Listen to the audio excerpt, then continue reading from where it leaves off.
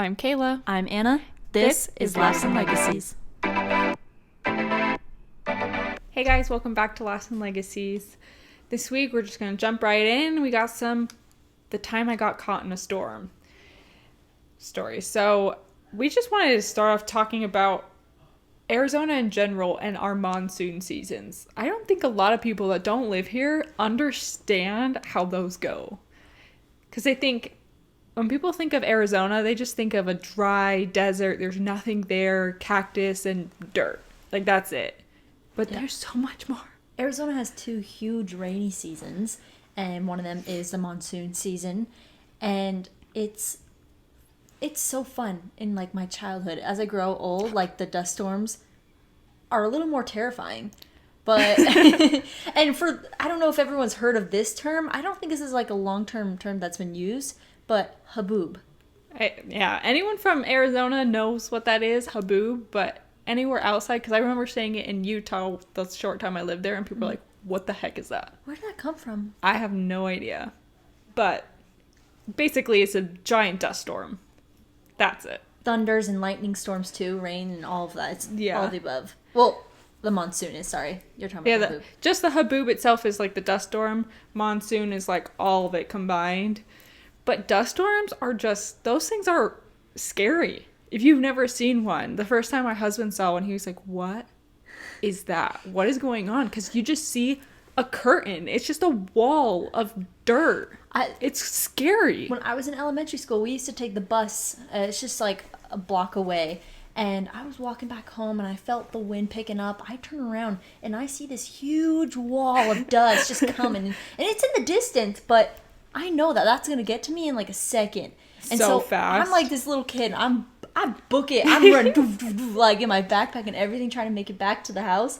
And I turn around. I'm almost close to the house. I turn over my shoulder and I see this huge wall. It's right behind me. I'm like, oh crap. I'm like, because I know if I get stuck in it, I'm not going to be able to see or breathe very well. Like, oh, it's going to be terrible. And it pelts you. All the little pieces of sand. Yeah. It hurts. I get to our house and I'm doing the garage door opener thing. I'm like, open it. And like, I book it inside. And once I get inside, the dust just floods in. I'm pressing the close button. It's closing so slowly. And the dust just like you can feel it underneath just. Oh. They're scary, but they're kind of cool. Yeah. It's cool if you know you're protected, but besides that, they're terrifying. The rain during monsoon season is insane. We have a park next to us too that is like a basin, and it would fill up quite a bit. The best thing after school to just go and play in that disgusting water. Look, I don't know who let us go and do that, because that's disgusting. Talk about E. coli. Like, just seriously. So gross. I would have bugs in my hair, but it would be so deep. It would be up to like our chest as little kids, and we'd be swimming in it. We would bring our kayaks down to the park because it filled up, and we'd always kayak during monsoon season. I would still do that. I actually had friends. I don't know if you were with us. We brought a wakeboard. They brought like the what is it called? Wench or something like that. And we'd wakeboard across the whole lake in the park. It was so fun. It was, oh my gosh. I had a couple of friends that cut their feet on glass, though. Glass? It's a clean park. Well, obviously, there was something in there. There would be, like, a glass bottle broken or something. Oh, interesting. So, by trees. So that's why we would never go by trees. Oh, gotcha. But another time during the rainy season was really funny. I was getting dropped off. In high school, I had an early hour. We called it A hour. And my mom was dropping me off for school. We lived close enough. It was dumb for me to drive. So she dropped me off, and she would drop us off across the street. We could tell it was going to rain that day. And so as I was getting out, she goes, do you want an umbrella? I'm like, no, I think I'm okay. I can get across the street before it starts raining. And inside the school, there's ramadas everywhere. I'm fine. Shut the door. Not even 2 seconds later, she's still in my sight. Downpour, like straight all over. I'm like, are you kidding me? So I'm sprinting across the street. I'm not even inside the perimeters of the school yet, and the bell goes off. And if you're late to class, they send you to a dumb thing that they started called sweep. They'd send you basically to a detention for the first hour. And so I was like, crap. So I'm running, I'm sprinting. I get to my class, and I'm standing in the doorway, just drenched. Water dripping from every part of my body. And I think my teacher just felt bad for me. And he's like, you can just sit down. Like, I'm not going to send you to, like, this detention. Just sit down. And so, of course, I'm freezing and soaking wet. So I sat at the very, very edge of my seat. We go through all of class, whatever. I'm kind of dry by the end of class. So I scoot back to the back of my seat, and it was filled with water. It had puddled up. So now my butt was now soaking wet when I left class. Were you soaked the whole day? Pretty much. I mean, but it rained all day, so everyone got soaked. There was no chance. No one was safe. No one was safe that day. It was just really wet, and the grounds were not very flat either, so it just puddled everywhere. Do you remember? No. There were just puddles everywhere. Oh my gosh. It flooded. Hold on. At school? Yeah. Okay.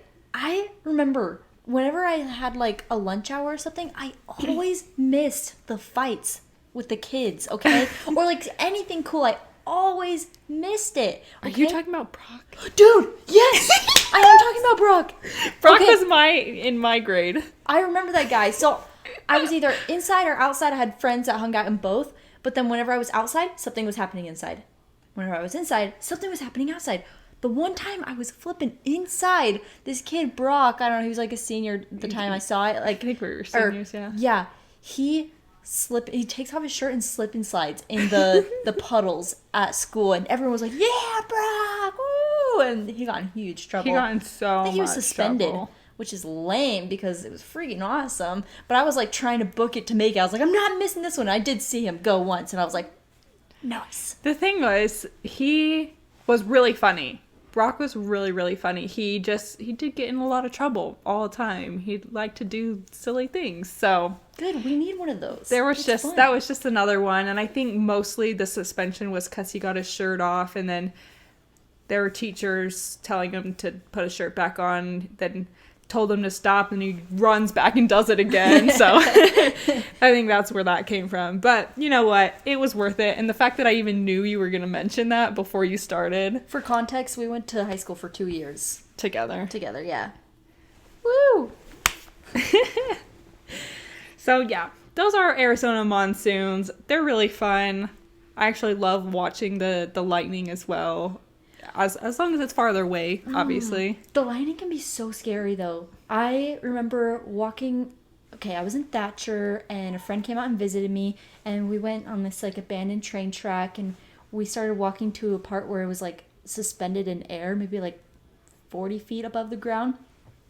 He's walking on one side of the track, I'm walking on the other. We're just going along, suspended in air. We're trusting ourselves because we think we're good enough to not eat dirt and totally fall and get hurt. And it wasn't raining, but there was clouds in the sky, and all of a sudden we just saw this burst of light. I could not see anything but white. And then thunder hit a little bit later, and it was just groundbreaking, and I felt it everywhere. And when I could finally see again, I was just bent down holding on to the train track, and I look over to my friend, and he's looking at me, and we're like, like, we almost just died. We just couldn't do anything but laugh, and we're like, let's get out of here. Because the train track, it's wooded, but it's metal, and the lightning was so close that we couldn't see. We're like, let's get the freak out of here. And we booked it. We got to the car, and we just like looked at each other. We couldn't believe it. Lightning. You get yourself in trouble when you just get yourself in trouble, rappelling off of bridges and almost getting struck by lightning going across a train track you probably shouldn't have been on. Look, they're good stories. This is why we're here, okay? Fair enough. You win. Do you have a lightning story? I don't have a lightning story, to be honest. Good. I think we should make one. I think I'm good. 2024 goals. Oh, no. But I am going to start saying now with one of the stories from my mom. Growing up, she used to live in Utah, so this takes place there.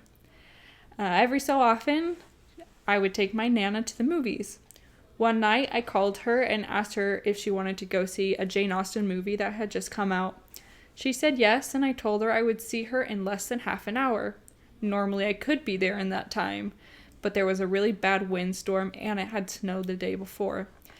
My Nana told me to please take my time and that she would see me in 45 minutes. I just laughed at her, of course, and said, okay, I'll see you in less than 30. So I got off the phone, I got on the road, and I headed to her house. There was a turn on the freeway, and I could see from far away that there was a fire truck and an ambulance on the side of the road.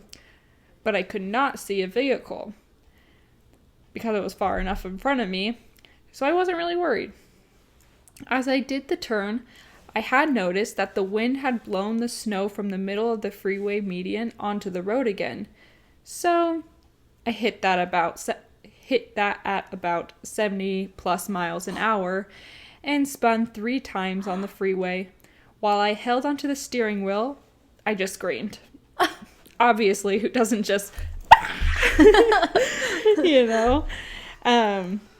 When I had finally stopped spinning, I was at least facing the right way, but every other vehicle on the freeway had stopped driving to make sure that I didn't hit them.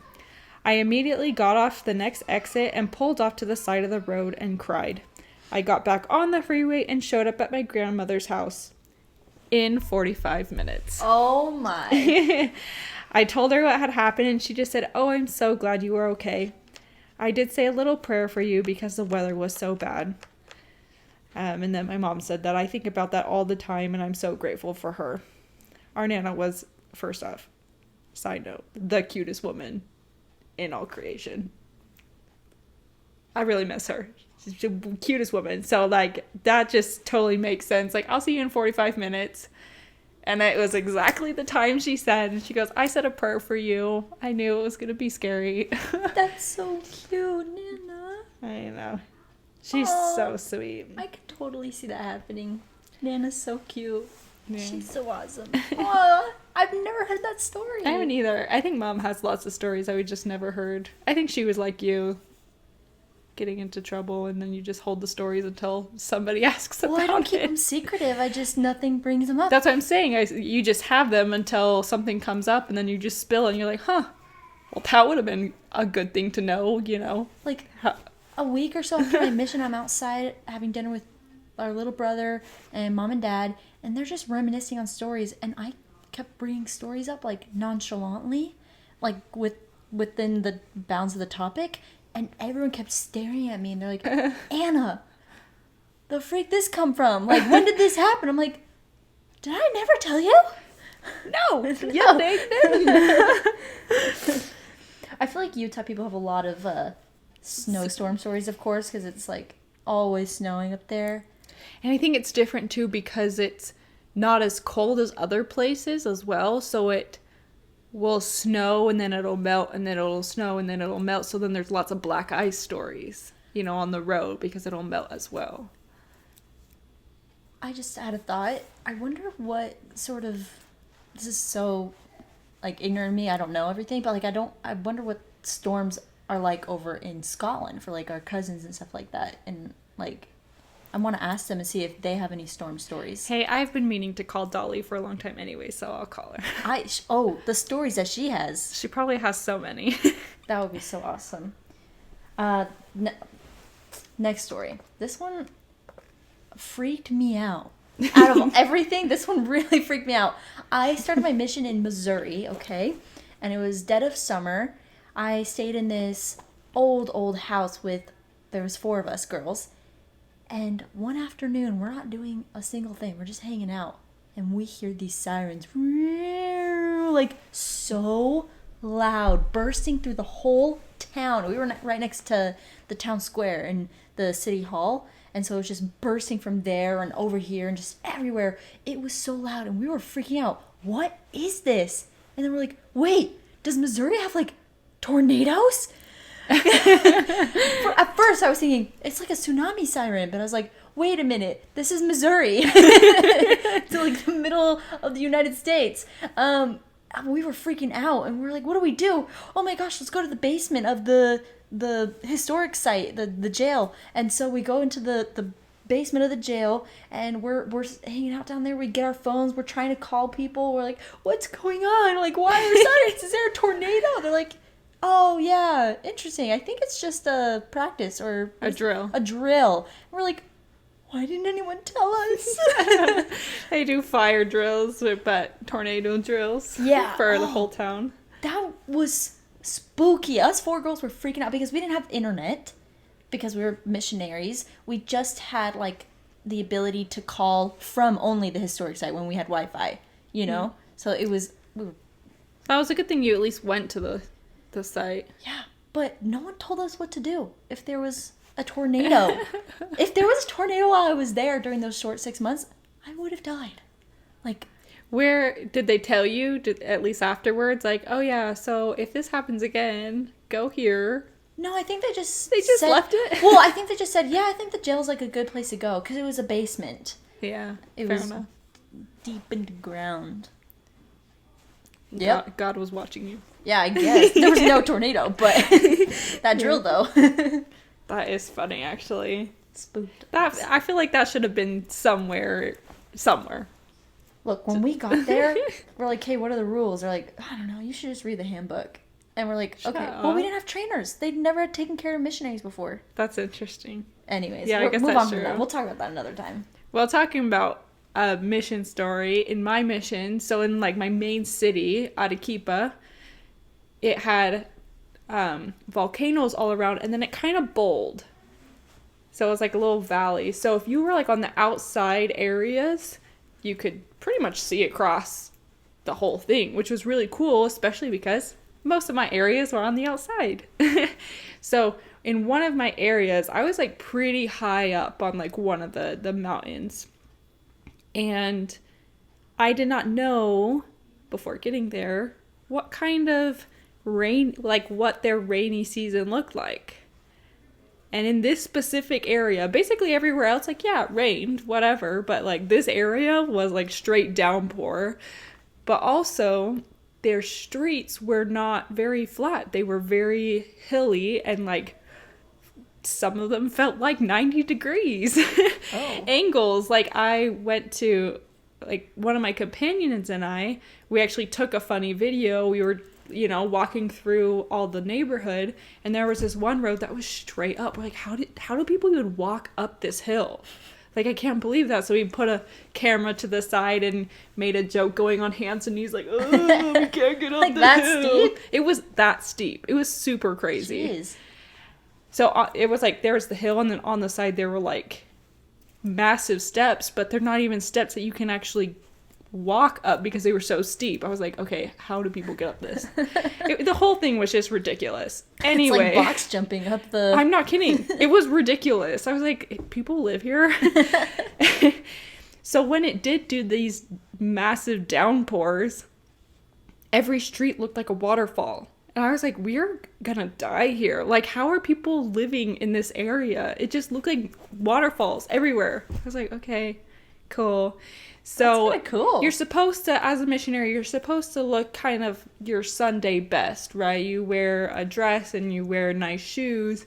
And because I was in this area for so long, I was there for 6 months, and it kept raining the whole time, I went to a cheap store, like a gardening store, and got these like massive wellies. Yeah. Like knee-high boots that looked so hideous for gardening. But I was like, hey, if I can keep my feet dry, we're cool. I'm good with that. It matched your outfit perfectly. No, I will probably post a picture of it because it's kind of ridiculous. You're in your Sunday best and your wellies. And my wellies. That's the true experience. That's kind of cool, though, that their streets, I mean, probably not for them, but thinking about it, their streets turned into little waterfalls when it rained. No, I doubt they like that. I highly, highly doubt they like that. But hey, look, the locals probably had gnarly calves, okay? There were grandmas, like old, they looked like 90-year-old ladies with like massive sacks of potatoes on their backs. And you think a sack of potato here, like a 5-pound bag, right? It's still heavy. No, they like a full backpack of potatoes on their back and climbing up these hills. And I have my little scriptures in hands going, getting up these hills. I was like, how are they doing this? Legends. I wish I would have just taken a video of like these ladies, but of course it's just, I'm not going to take videos of strangers. But it was pretty impressive, I'm not going to lie. The imagery is good enough. I love that. I thought I was going to die half the time. That is awesome. That's all we have for our storm stories. If you thought of some while listening, definitely send them in. We'll use them. Our next prompt, our next episode, is going to be a great laugh. So if you want to tune in for this. The next prompt is poop stories. Bow, bow, bow, bow, bow, bow. Please go The share. time I had to poop. Oh, we actually already have a ton of submissions for this one already. And we're going to do it again because it's so funny. So disclaimer, it's poop stories, but they are so funny, you guys. It's going to be the best one yet. Thank you so much for listening in. We definitely hope to see you on that next one. See ya.